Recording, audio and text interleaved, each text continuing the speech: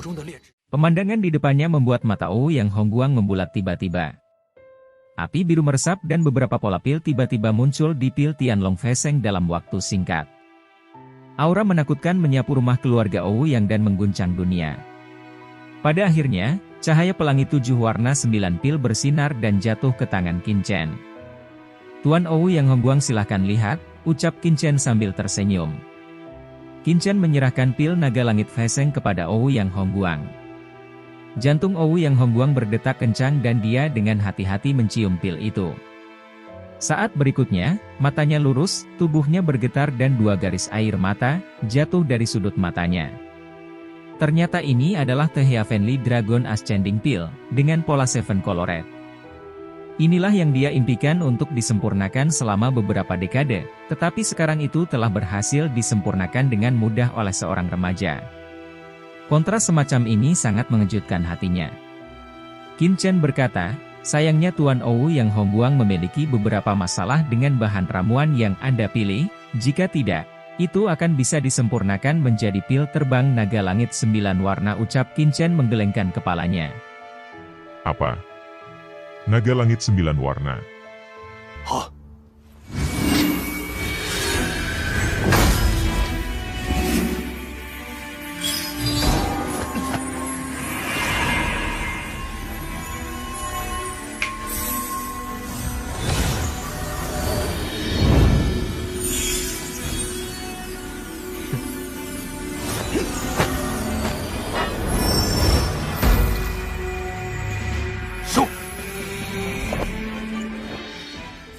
Ucap Ouyang Hongguang bergidik. Pil Tianlong Feisheng 7 warna saja telah sulit baginya untuk disempurnakan selama beberapa dekade, apalagi pil Tianlong Feisheng 9 warna itu adalah yang terbaik dalam legenda, bahkan Kaisar Pengobatan Puncak peringkat ke-9 mungkin tidak dapat memperbaikinya. Tetapi anak ini, dia bahkan mengatakan bahwa dia dapat memurnikan pil 9 warna. Saudara Chen memang pantas menjadi keturunan Po Chen Uhuang, saya sangat kagum. Ucap Ouyang Hongguang memberi hormat dan menatap Qin Chen sambil berlutut, dia berkata. Guru. Tuan Ouyang Hongguang, jangan begitu, ucap Qin Chen buru-buru membantu Ouyang Hongguang berdiri. Jika Ouyang Hongguang benar-benar berlutut padanya, itu akan terlihat lucu. Bagaimanapun, dia dan Ouyang Sengki bahkan Ouyang Nana juga memiliki hubungan yang baik. Tentu saja yang paling penting adalah Ouyang Hongguang telah membantu Zisun dan yang lainnya di saat krisis. Qin Chen secara alami tidak akan melupakan persahabatan ini.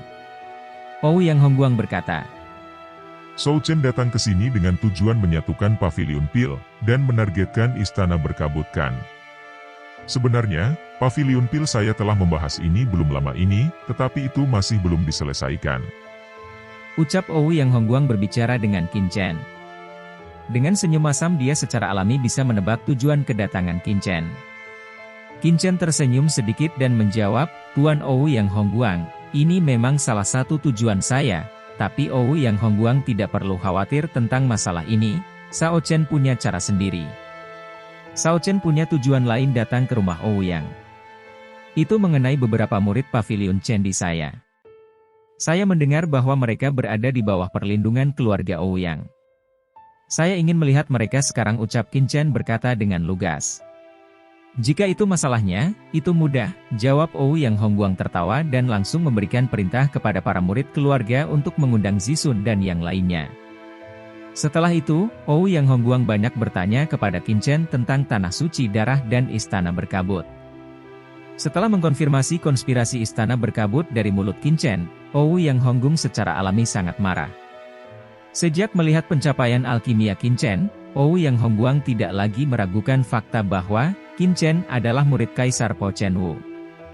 Karena di dunia ini, siapapun dapat memalsukan identitas orang lain, tetapi pencapaian alkimia tidak dapat dipalsukan. Dengan pencapaian alkimia yang diungkapkan Qin Chen sebelumnya, Ouyang Hongguang tidak bisa memikirkan siapapun selain Kaisar Po Chen yang bisa menumbuhkan kejeniusan seperti itu.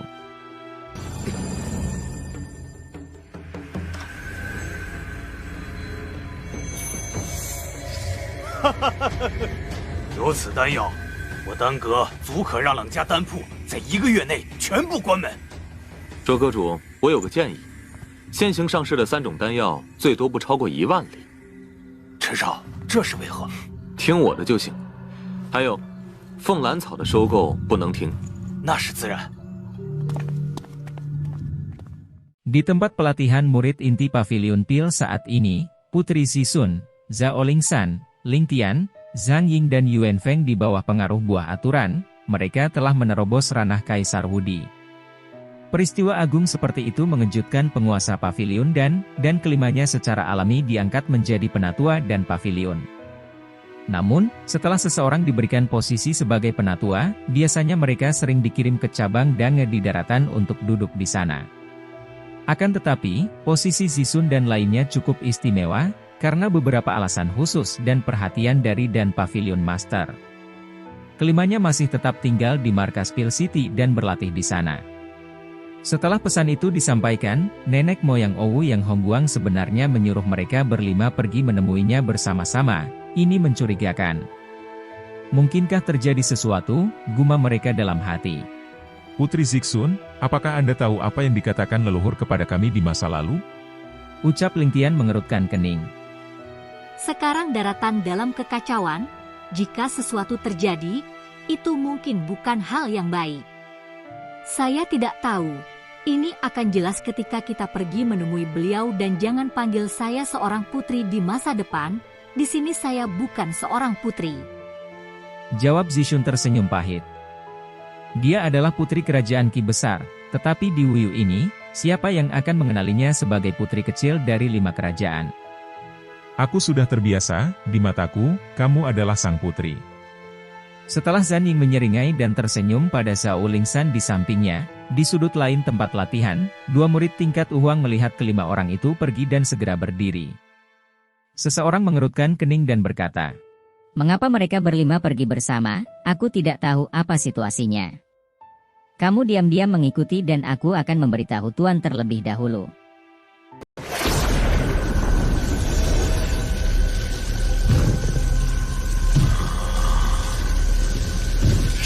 Siapa 竟然破了本座的灭魂印！窦主大人，发生什么事了？雪鹰去了什么地方？回斗主，雪鹰和摩西去了五国之地。 Oke teman-teman, jangan lupa like, komen dan subscribe channel versi novel, biar Mimin tetap semangat untuk mengupdate cerita selanjutnya.